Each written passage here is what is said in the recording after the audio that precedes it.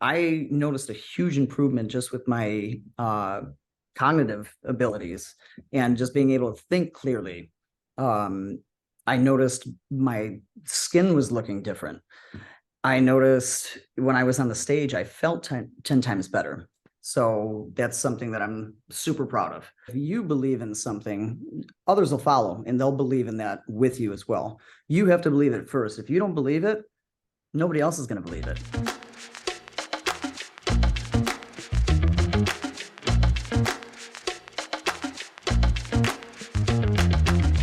Welcome to the Empowered Journey of You podcast, where we'll explore the intersection of health, entrepreneurship, and navigating a multi-passionate life. So today I am going to be introducing you to my friend Blake Alexander. He is a very, very passionate singer, performer, and entertainer. He recently dropped his new album. We're going to be talking about that. He has a holiday song that's out that's super catchy that I absolutely love, and his performing life and some of his big goals. So I'm so excited for you to hear all these things. And he also spent some time with me inside my mentorship where we totally did like a 180 on his lifestyle. And he came to me feeling unhealthy. Well, actually, honestly, he didn't even feel that unhealthy, but he knew he was not as healthy as he wanted to be. And we talk about all the changes that we made, really his biggest insights on what it took to change your habits for good. And it's just a great story. And we worked together over 2 years ago, and he's still reaping the benefits of everything we've done together. So I'm just really pumped for you to meet him, listen to his insights, because I definitely learned a lot. And he's such a confident person, and I know you're going to walk away feeling a little bit more confident in your dreams as well. So that's my hope for you. And all right, let's get into the episode. All right. Hello. I'm here with Blake Alexander. Good. How are you?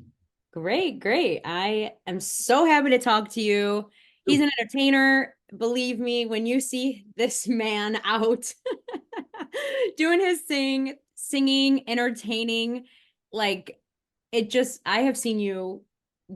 Oh my God. I mean, I have seen you perform for years at this point. Yeah. And, I was probably 13, 14, something like that when we met at yeah. first. So Mm-hmm. Yep. ever since high school. Yep, in high school. And I'll also say that you have the same spunky personality of like, just you're out there, you're so much fun. And I think that's what obviously makes you an amazing entertainer. So I would love for you to introduce yourself. Thank you. Yeah. So Blake Alexander. I've been performing as far back as I can remember. Whether it was being the class clown and getting detentions throughout high school, or coming out of the womb singing. I mean, it was more like crying back then, I'm sure. But yeah, as far back as I can remember, I knew that I was born to perform, and it's something I've always just wanted to aspire to do.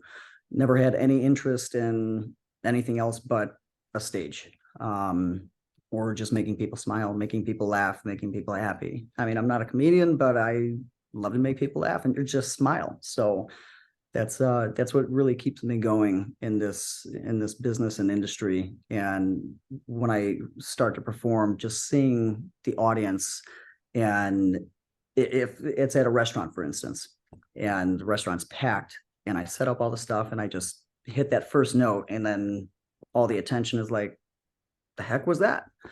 And I can see their mood shift and the happiness just by looking at every single person out there. And that's what really gets me and keeps me pushing on, to perform. So Being drawn to a stage isn't everybody's dream, right? So would you say that growing up you were, you had a lot of support in continuing on this path, even though it was a little maybe you know unconventional? I did and I didn't. I was told throughout a lot of my life, you need a backup plan. It's not going to work. I won't name specifics on who, but people that were very close to me. And once I was further along in my career, probably in my early to mid 20s, is when I noticed that whole attitude with those individuals changing. and then really starting to show the support because I mean, I went from, 50 bookings a year to now doing 150 bookings a year, where I'm at least now in the career.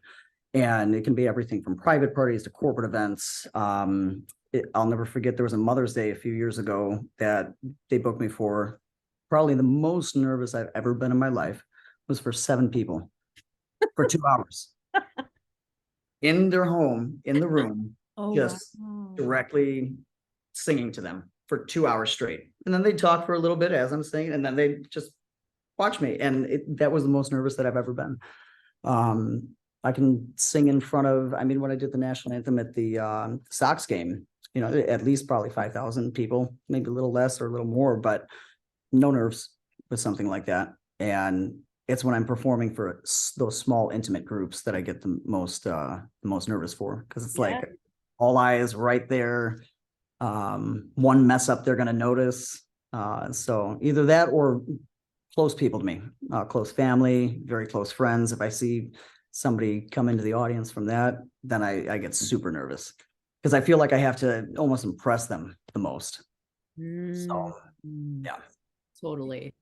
Yeah, I could see that. And thanks for being honest about that. Cause everyone, maybe people would think like, oh, you're a performer. Like you can do whatever you want. But it's like, nope, I still gotta talk myself up every once in a while. So what is your style of singing and like, what are the types of bookings that you're getting right now? I would say, so my genre is adult contemporary pop, but mainly crooner. And that's what I started in. It was all the Sinatra, it was all the Tony Bennett, Dean Martin, that just crooning voice. But now I'm branching off with the album that we just released into creating a newer genre per se of blending all of those together. So pop, rock, and with a little touch of crooning. So similar to Bublé, Bublé started a lot of covers. I think majority of artists that start in music, you have to start with somebody that you idolize, and then you can just kind of create it and turn it into your own once you develop as an artist. So that was the goal with the album, and I think we really succeeded with that. The album is extremely diverse. I mean, it has ballads in it. It has rock songs in it. It has a song in there called "Moving On" that has like almost a country vibe with it, but without the country twang or the drawl. Like, another summer day has come and gone away. The song "Home" by Shelton, and then Bublé does it, and so you go from another summer day, and then has come and gone away in Paris and Rome. So that was the goal with Moving On, was to give it that country pop vibe, but without the country like drawl, So album very diverse, and yeah, we're very proud of it. So that's how I would consider myself now, at least as an artist. It's just kind of blending those together and creating a new genre of music per se. I mean, that sounds like so much fun. It is. It's a blast, and believe it or not, it's very exhausting. A lot of people, you don't see what goes behind the scenes, or goes on behind the scenes, with making a record, especially somebody that's just starting out. People that are just starting out, they're on every different aspect of how to do it, so they resort to whatever they have available to them electronically. So I could make a 2-minute song right now on the laptop and put it out there, but to have it professionally done, professionally mixed and mastered, calling in the musicians, arranging the times with all of these people, hours and hours and hours of work. Just the songwriting in general, it's an insane process. So grueling, but worth it in the end once you hear that final product. Right. Oh my gosh. Well, congratulations, because it just came out a few months ago. November 10th, actually. So yeah, just about a month and a half ago. Amazing. Amazing. What would you say is your favorite part of that whole process? Of the Song making, songwriting. I would say my favorite part is once it's done. I mean, seriously, Now, don't get me wrong. I enjoy all of the aspects leading into it, but I'm somebody that I like things. I like instant gratification, like right now, right now, right now. But then at the same time, I know that if I want something done right, it's gonna take a lot of time. Um, I don't necessarily consider myself a perfectionist, as the term goes, just throwing it out loosely, but I do consider myself as a uh, professional perfectionist. So the way that I relate to that is I know how I want it done myself. Mhm. And that's how it's got to turn out. And if I'm not satisfied with it, then we got to wait and we got to keep going until something, it's just 10 out of 10 all across the board. So, Right. Absolutely. I mean, yeah, I mean, you wouldn't want to put something out that you're not 100% proud of mhm. at this stage, right? I think if you're, like you said, if you are a perfectionist from the very beginning and it's not perfect, you're not going to put it out. It's like, okay, you got to kind of go through that cringy time, but you are kind of wait, you're past that. And of course, I think, I mean, I'll ask you, like putting out new things, do you still get nervous or are you excited? Like, how do you feel? So with putting out new music, I was never necessarily nervous about putting the album out, because I was content with it. I truly believe that if you believe in something, others will follow and they'll believe in that with you as well. You have to believe it first. If you don't believe it, nobody else is going to believe it. There's always going to be stuff later on that I'll hear again, even though I've listened to these songs I mean, we worked on the album for 3 years. And there's still stuff to this day that myself and my amazing musical director, Tyler, um, and my engineer, Roland, who's also one of my best friends. Both of them are, but Roland went to high school with us as well. And we're listening to this stuff. Well, we should have tweaked this, or we should have added this flair right at this part, and it would have been perfect. After 3 years, hundreds upon hundreds of times of just listening to each section of the song and the album in general, I don't think us as artists and creatives will ever be satisfied, to what we think is perfect, because at the end of the day, it's got to come out sometime. And at that moment, we're like, okay, it's finally done. It's great. A week later, oh man, we should have done this. No, it's fine where it is. There's the composer, John Williams. He's composed the Harry Potter theme. He's done all the music for Harry Potter, the Star Wars stuff, like one of the most brilliant minds in composing music. And he even says, still to this day, I would have changed stuff back then, with the Star Wars theme, or I should have had this instrument placed in this section. So as far as being nervous, going back to that point, never nervous because I believe in it strongly and it is what it is.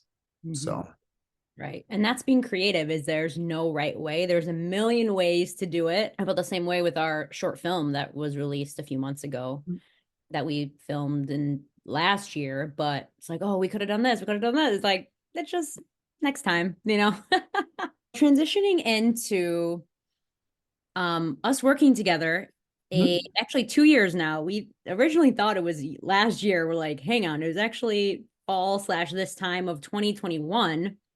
And again, I love working with people who are passionate about what they do and who really want to make an impact in everything they do. And so when you and I connected, you had some specific goals to hit with your health and your fitness. Can we just rewind back to that time and like what were your goals back then? my goals were in general just to be a healthier individual. I prior to that, um, I mean, we're talking for quite a few years of a span to where, in my industry life, in the nightlife that I live, I was not healthy at all. I didn't feel that I wasn't healthy, but I knew that I wasn't healthy. I have never had a hangover in my life, ever, not once. Um, I can drink like a fish, but I know my limit. So I'm the type of person I won't call up my friends and say, "Hey, let's get hammered tonight." I don't like that feeling of being drunk. I just like being content after a few drinks and pacing myself throughout the night. But the problem came when I realized it took me a long time to realize it, and I'm not crazy proud of it. But I don't look back and say I was a bad person for it. I was just doing what I did and what I thought was what I was supposed to do. And I drank every single day prior to us meeting for at least a span of 2.5 years. And maybe in between that time, there was like 2 or 3 days that I didn't drink. And that was when I was sick. But other than that, it was every day. I'd have, I wouldn't get drunk. I can definitely say I'm alcoholic, for sure, 150%. And that's because I drank every single day, but I wouldn't get drunk every single day. If I had 5 drinks a day, 6 drinks a day, like we talked about, that'd be from a period of, say, noon or 1 o'clock with my lunch. And I'd say I go to B-dubs or something. I have a beer with my lunch. Okay, that's one. And then 2:30, or maybe I'll have 2 at lunch. Then 2:30, 3 o'clock rolls around, stop at home, have another drink. Okay. Now 5 o'clock. Now I'm getting ready to set up for my show. I have a pre-show drink. Then 7 o'clock. Okay, there's another one. Now we're on 4. And then jump on later in the night, have another 1 or 2, but I was never drunk. So I realized at that time, if this was happening every single day, and you brought this point up to me, you said if you were just to cut out at least 2 or 3 drinks, or just go a couple days without drinking, say you went 2 days without drinking, that's 10 drinks, okay, and every week. So you're 10, 20, 30, 40 drinks less a month. And that opened my eyes completely to, oh my gosh, that's a lot on my liver, So that's when I realized that I just was not living a healthy lifestyle, and I had to cut out a lot of my bad habits. Being on the road all the time, that was another issue, was just a lot of fast food, because I didn't have time to prep, because I'd be out performing, then I'd be out all night, networking and mingling. By the time I get home, I'm super exhausted. So then I go to sleep, and I need my sleep. So I sleep in. And then by the time I wake up, it's time to get ready and then head to my next show, and then do the same thing over and over again. So you really opened up my eyes to setting aside that time, and the water issue as well. I never drank water, before we met. I mean, it was just beer or booze, and beer and pop, and stuff just loaded with sugar. And yeah, after we met, you said, okay, here's your water goal for the day. And that was a lot of freaking water. That was a lot of water. But I realized that's supposed to be normal. Like, you're supposed to do this every day, and your body needs it. So after we met and I started doing it, I mean, I noticed a huge improvement just with my cognitive abilities and just being able to think clearly. I noticed my skin was looking different. I noticed when I was on the stage, I felt 10 times better. And I cut out the booze, in half after you and I had talked. And a little bit after that, I decided just to completely go sober. And I was completely sober for 4.5 months. I never said that I wanted to completely stop drinking, and I told you that, but I said I wanted to take a break to see if I could really push myself to do it after all these years of just nonstop drinking. And sure enough, 4.5 months, and I'm like, okay, well, I can have a handle on it. I did it, and now my drinking has just maintained at a cut in half. So that's something that I'm super proud of. Which impacted my life greatly. So the water thing, though, people always say, I can chug 2 beers, but I can't chug a bottle of water. Why is that? And by that time, after you and I had met, I could easily chug a bottle of water, because I knew I had to finish this amount of water by a certain time. So instead of, going for that beer or that pop, I'd grab a water instead. And I never had consulted with anybody like that in the past. before when we met at the high school reunion. That's when this all came about, and you told me about it. And I said, I've been thinking lately, I'm not so healthy, but if you can help me out, then that's good. And the benefit was you just checking in constantly. Having that support system was just it was the most major part of the entire experience. Without that, you have nobody to motivate you. You have nobody to hold you responsible for something you're not doing, or just send you that reminder of, hey, did you drink your water today? Did you hit your goal? I'm monitoring, did you just forget to put your stuff in there, or in the app? Did you forget to document what you were eating and how much water you had? And yeah, so it was a phenomenal experience. And I've applied all of that to where I am now. I'm not saying that I'm not eating fast food anymore. Not saying that I don't have a night or two where, I have a few more drinks than planned. But I can definitely say that if I go to the store, my mind is all on vegetables, fish, and if I'm doing carbs, my only weakness with carbs is pasta. But vegetable, fish, quinoa, just nothing but health stuff. Healthy foods. I'm reading labels, which I never did in the past. I wouldn't care before. I'll look at the sodium content and stuff.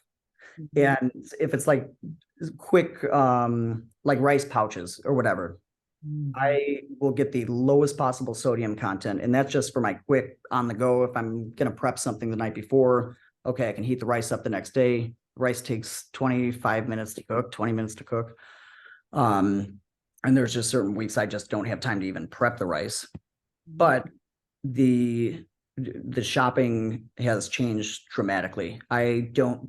Myself personally, I don't buy any pop. My wife, she'll get pop and stuff occasionally. We just went to Walmart today, and I was like, no sugar in the house. So all I drink now is bubbly. That's all that's in my fridge. That's been probably the biggest impact on my life, is just when I shop now. Sorry, I'm elaborating so much on it, but I love it. I love it.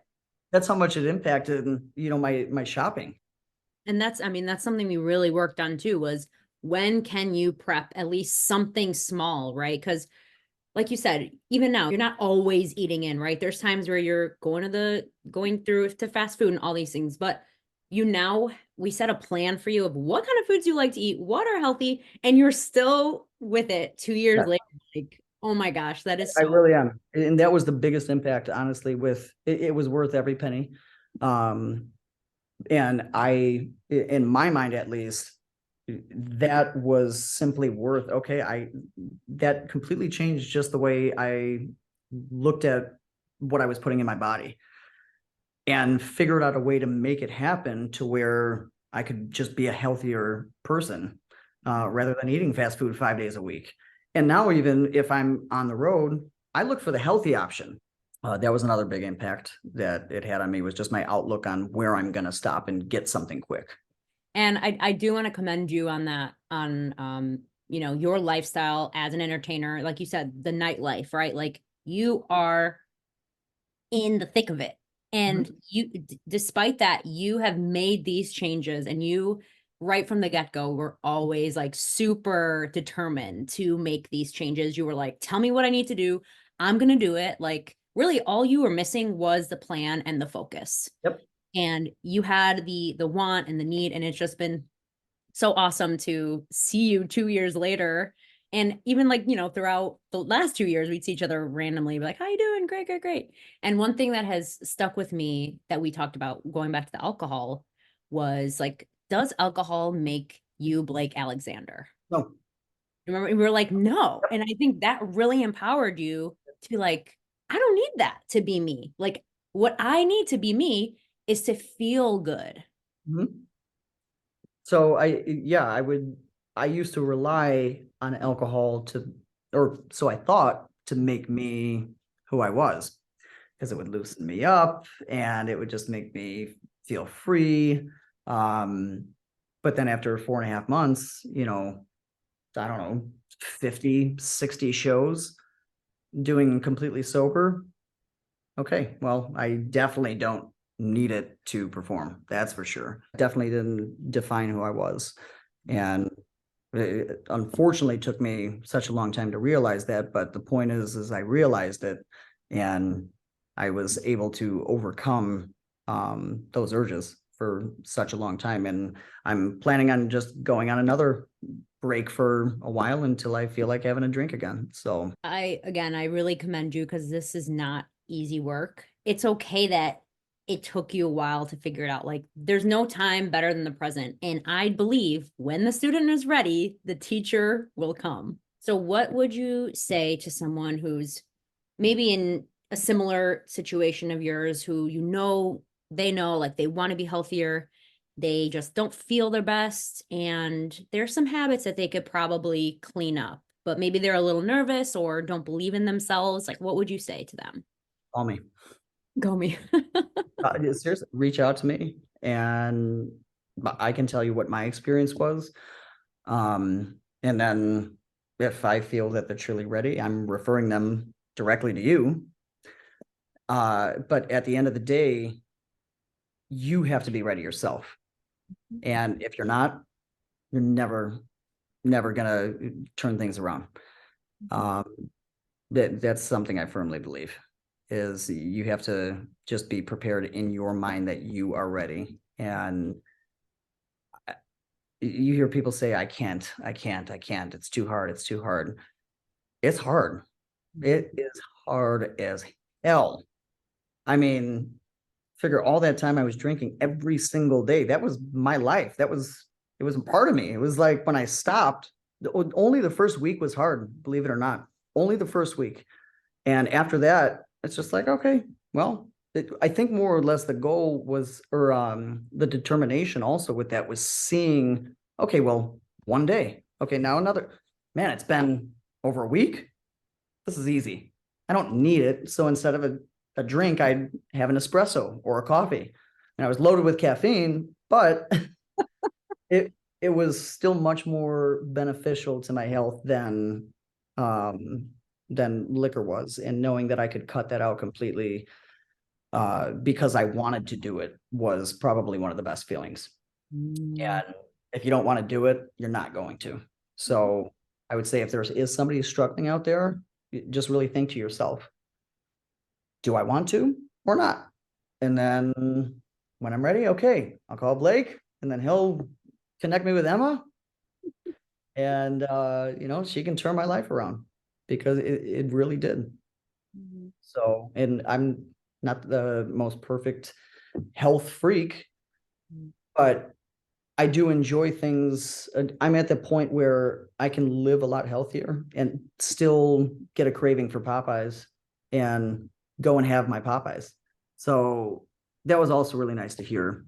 Was the fact that I thought I just had to completely cut out, like, okay, you can't eat any more fries, you can't eat any more fried chicken, you can't have a quarter pounder at McDonald's. I'm like, no, this is good news. I can, as long as I follow these steps. Right.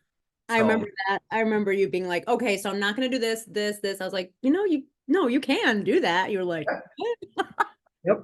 yeah, that's great.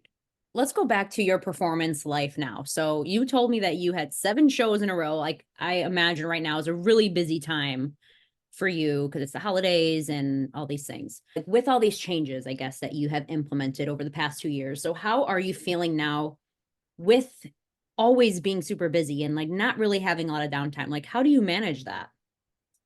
I manage it by, man, knowing that I am not getting any younger.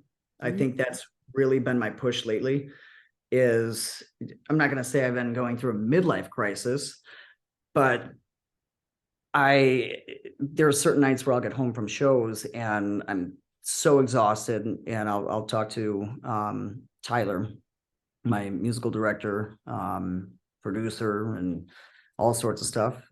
Great friend, and he's been giving me that push lately of what are you not doing to further your career? Do you want to be doing, the performances that you're doing the rest of your life, or are we trying to take it to the next level where you've always wanted to be as your long-term goal?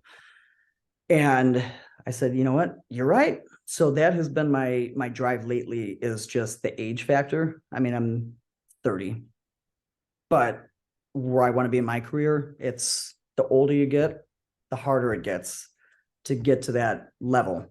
And I'm not saying I want to be, a superstar globally, huge entertainer, but I definitely want to do shows in, arenas and theaters and stuff like that, and sell tickets. Because I know that I can. It's just a matter of getting the name out there. And with social media and everything, and so many people are trying to do it. So it's all a matter of that one person that sees you, and having the talent, obviously, to be able to do it, but also having that drive and determination to actually ensue it and make it happen.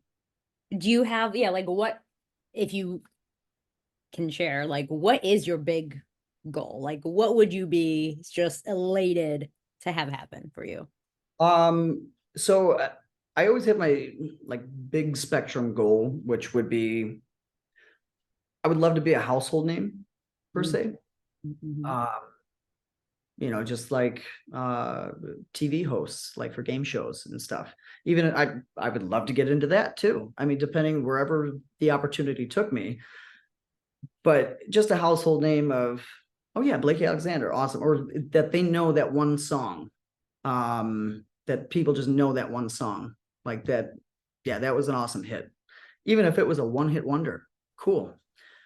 My I would say my next goal would be to do a mini tour, so like a Midwest tour, and just start to branch out and see how it goes, test it to see how many seats I could fill up.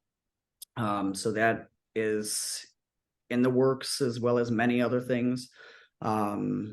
We still have about 4 or 5 more original songs to put out that we chose not to put on the album, to release as just singles after the album came out. And I think they're awesome. The album was a goal, 5 years ago, for a long-term goal. And now that goal has been achieved.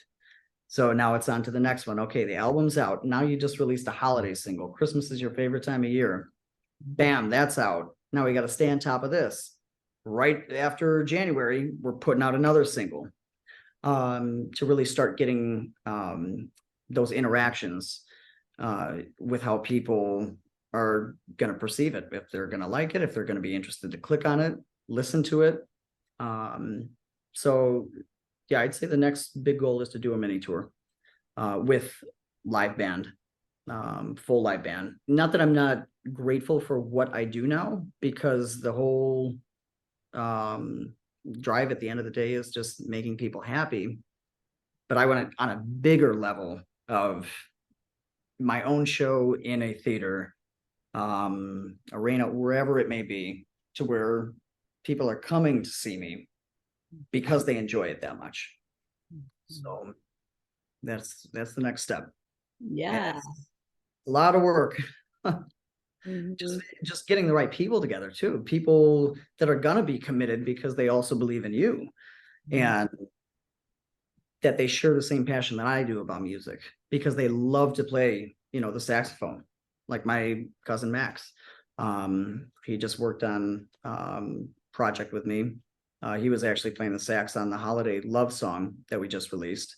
He's freaking phenomenal. I mean, for his age, he's 21, and he is doing a crazy amount of shows. I can't say some other stuff right now that he has done, but he's played on an album with some big names. So he's somebody that's on my team that's fully ready, that's trying to push me. It's just about getting the other people together to be committed to it, because if you do a tour, that's what you're doing.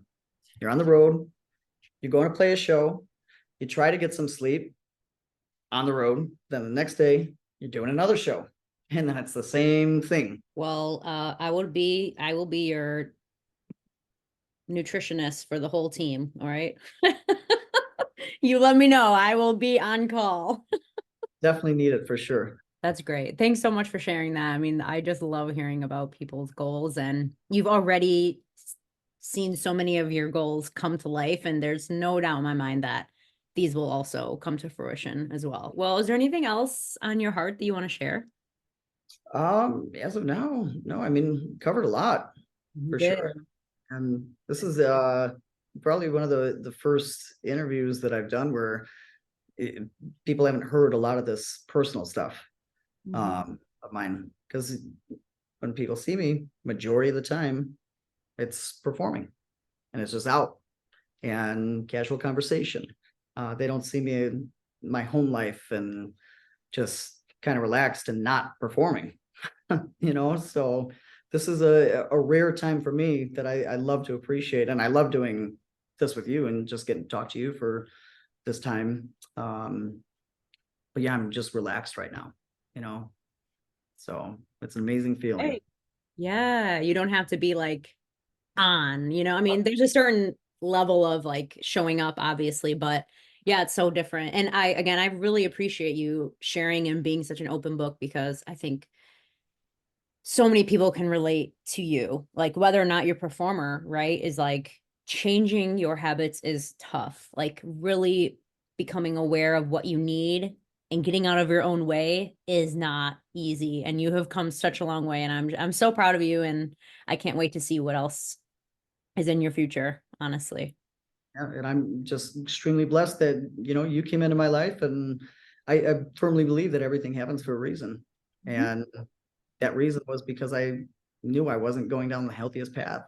So, boom, God put you in front of me and said, here's your opportunity, take advantage of it. I listened and it happened. I want to shout out your album one more time and have people go and check it out. One and only. I was listening to it earlier. And you also have a holiday song called Holiday Love. Super catchy, like easy to sing along with. And this will definitely be on my Christmas playlist this season, when all my family's around, and I'm going to be putting it on. And I hope the listener goes and checks you out too, because you can really tell your love and your passion for singing, for entertaining, exactly like you were saying and you were telling us. You can really feel that throughout the album and every song that is on. I mean, you're on Spotify, you're everywhere. But then lastly, I wanted to add, it seems, just listening here and getting a little deeper in our conversation, what I'm hearing a lot is that you have always had a very strong will to succeed in Yeah. anything that you do. And you've always really been confident in what you know to be true for you. And whether that was your in the beginning, right, when you were starting this career, people didn't believe in you, but and you said this multiple times, like, when you believe in you, you have to, like, you will succeed as long as you can see it first. And Yep. I think that's just such an amazing lesson for any entrepreneur out there. Times are tough these days, and there, like you said, there's a lot of people out there, but you have to find what is your thing and go full on towards it, whatever that is, whether it's you're performing or you're getting healthier. And you are a great example of that. Thank you. Thank you so much. Yeah, you just got to find that. it, when I've been asked similar questions before, with people that are struggling, or they just don't know what they want to do with their life, or it's, should I, this is something that I want to do, but I'm secure here, so how do I make them both work? Say, you don't stop Mm. the other, go full force into the other thing and take the risk. I'm another firm believer in taking risks, because I've always had the outlook of, I don't want to be, hopefully, God willing, I live till 80 years old, but I don't want to be 80 years old and look back on my life and say, what would have happened? I don't want the what if question. What if I would have done this? Would I have been successful? Would I have just completely miserably failed? But I would never know, because I never gave it that chance. And, realistic stuff, obviously.